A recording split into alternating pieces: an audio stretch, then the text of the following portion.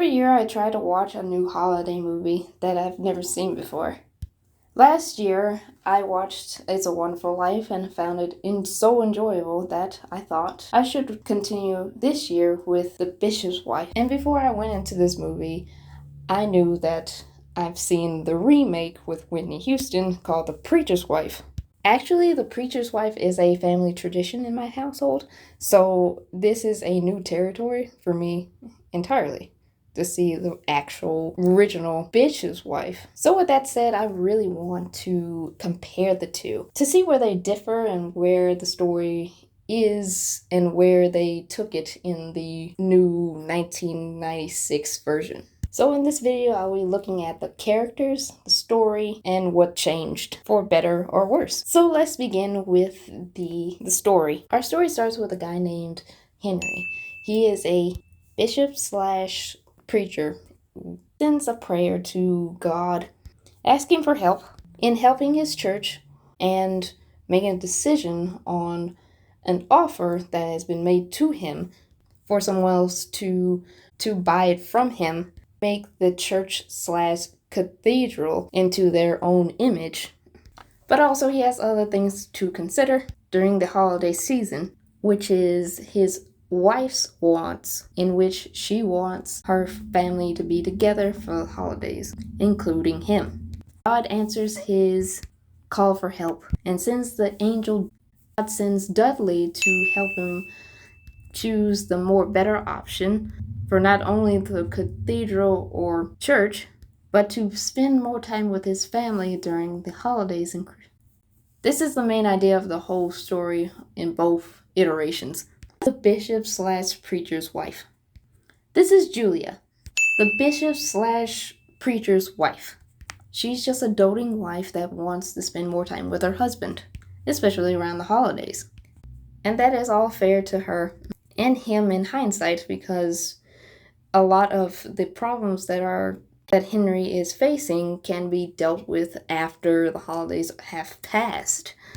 It is just 2 weeks. He can stay at home and relax and keep his mind off of things. But his anxieties for the church is too much for him, and he has to keep these thoughts in the forefront more than anything else. Even when Dudley first appears to Henry really wants something to be done about the church slash cathedral. Why don't you create the cathedral with one wave of your hand? You wouldn't want me to do that, would you? You want to think about tomorrow, putting the boiler and Hakeem leaving. And what Julie wants in this story is Henry just to relax and not worry about this at the moment and do things they used to do when all this stress wasn't in the forefront. I thought you stood up to her magnificently. I appreciate your appreciation, but what about my cathedral? May I make a suggestion, Henry? Why not postpone the cathedral? At least forget about it until after Christmas. Impossible.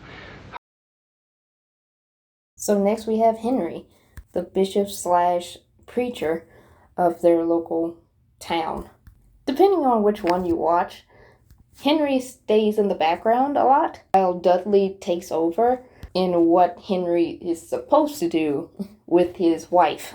Or you have the other Henry that is so involved with his community, he can't figure out the balance between being there for his family and his wife and his community. Then you have Dudley. Depending on which one you watch, he either knows what he's doing and has many jobs working with humans, or an angel that is taking this as his first job, but knows a lot about being an angel and how to answer and help humans. They both do the same thing in both movies.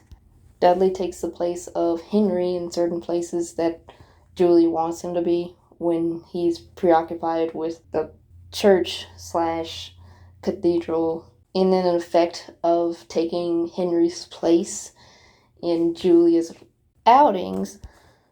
Dudley in turn develops a little crush slash love for Julia, in which Julia never returns affection. And that's all the comparisons I have. So let's get into the differences of the preacher's wife and the bishop's wife. Let's start with how we're introduced to Dudley, because he is the first character we're introduced to in the bishop's wife. You can tell by Dudley's demeanor in the bishop's wife. Dudley, as an angel, knows what he's doing and he wants to help humans. He is headstrong in his aid, but he tends to fumble when he falls for Julia in the story.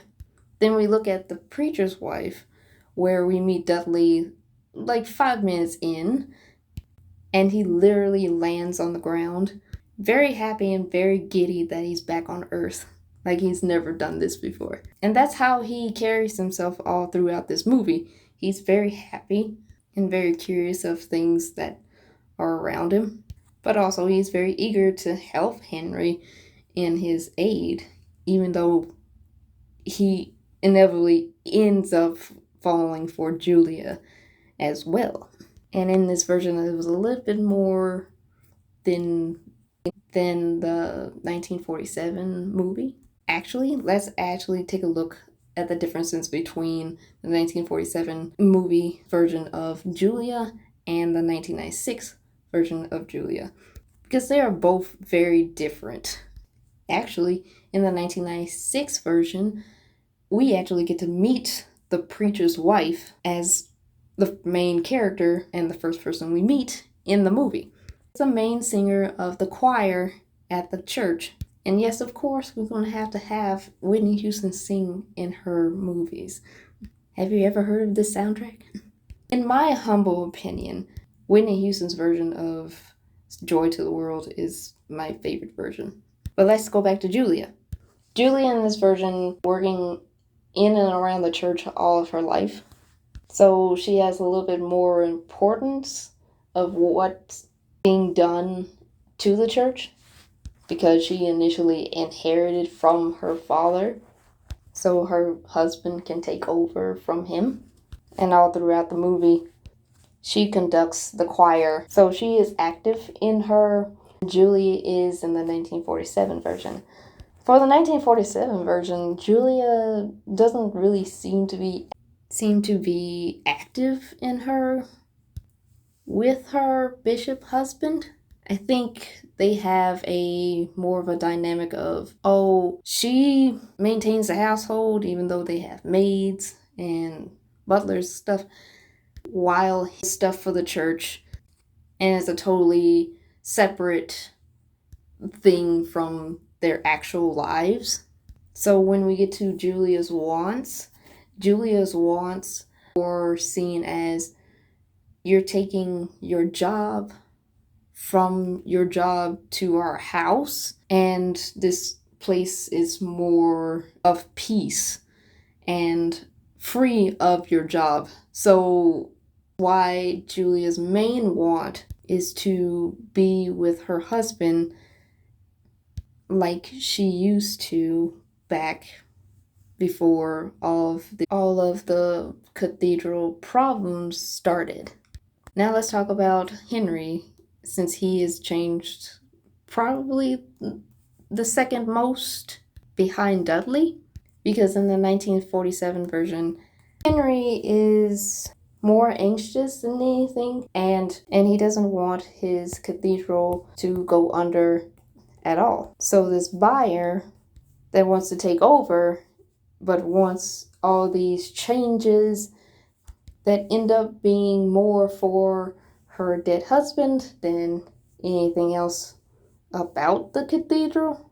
Henry just hopes that she doesn't change her mind at all, and hope that he can fulfill all of her construction cosmetics in hopes to seal the deal and keep the cathedral afloat. While in the 1996 version, you have Henry not only wanting to keep his church afloat and make a good deal with the buyer, who is a lot more ego-driven, since he's a well-known realtor in the area. The Henry we meet in the 1996 version is way more involved in his community. So much that he is helping a young man get out of jail because he was falsely accused of robbing a store. So this preacher is not only trying to get his anxieties down from his church from going under and closing, but helping his community and not see all the people that he's helped go down a bad path. And on top of that, fulfill his wife's wants in being there for his family and for her. There's many other details I'm leaving out because they aren't really big changes per se. Like in the 1996 version, they don't have maids, and they kind of replace that character with the mother character of Julia. And in the 1996 version, Julia and Henry's son is the narrator of the movie. In the 1947 version, there is no narrator. And then you have Julia and Henry's son, the only one to remember Dudley after he is finished with his mission. I'll say the effects in the 1947 version of this story is very, very top of the line, even though it's kind of dated for a 2024 lens. It kind of makes you wonder how they pull off those effects without the technology that we have today. I tried to do this in the 1996 version just to give that somewhat of a charm to it, but I can only name one scene that's kind of parallel to each other in both movies. But the Christmas tree scene is very much of a highlight of the 1947 movie.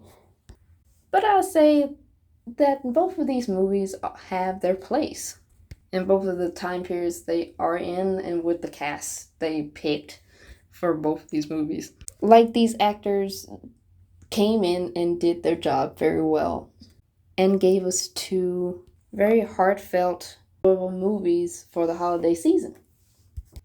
So if you like this video, make sure you give it a thumbs up, comment your thoughts, and subscribe for more because I really want to do this more. Actually, I have a video in mind to compare the two Interview with a Vampire. That would be great. But until then, happy holidays and Happy New Year.